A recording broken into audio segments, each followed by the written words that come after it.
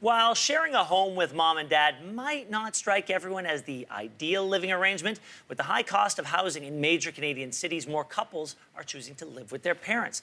While there is a lot of support, there can also be lots of conflict. With more, we're joined by lawyer Diana Isaac. Diana, thank you so much for being here. This type of living arrangement, I found this so interesting. Fastest growing household in Canada. The number of multi-generational households grew more than 37% from 2011 to 2016, just in 5 years.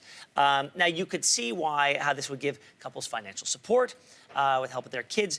But what are some of the problems that you can see arising from adult children moving back in with their parents? It's actually an excellent question. We notice that a lot of couples seem to say, there's issues of boundaries at times, and spatial boundaries, privacy, but more so about a misunderstanding of intention. A lot of the couples believe that they're paying towards the home and somehow they're invested in it, whereas the parents may deem this more of a rental arrangement. So there's a misunderstanding of what's the extent of my interest in this property.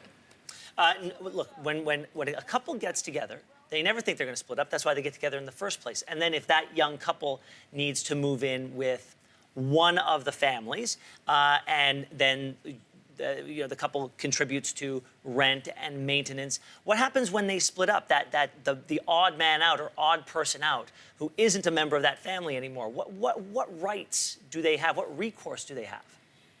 I find that a lot of these individuals, which I always recommend, it's prudent that you document your intentions. So if the intention is, I'm contributing to these carrying costs, such as the mortgage, the property taxes, then you probably should have a document to that effect saying, here's the extent of my interest. And you should be having documentary evidence of the extent of your contributions.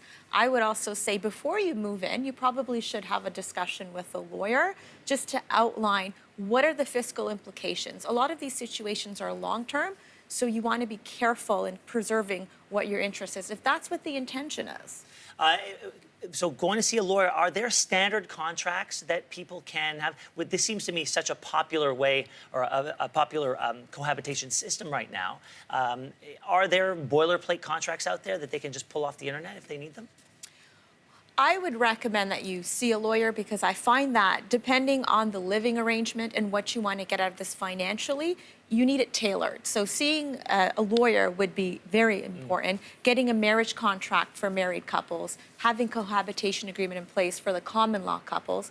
And if the parents in this case don't want to have any interest or have the child have any interest in their spouse, then you probably should have some sort of rental agreement to make it patently clear that you're not going to get any potential financial interest in the home. Should there be an expiry date? Should there be a date in there where the parents can say, 3 years from now, you're out? They can, I don't think that would lead to a very good situation for their child if they want to sustain. The clock is ticking, Timmy. The clock is ticking. Diana, thank you so much for being here. It's a pleasure. All the best. Thanks for watching. If you like this, be sure to subscribe here. And you can check out more Your Morning videos right here.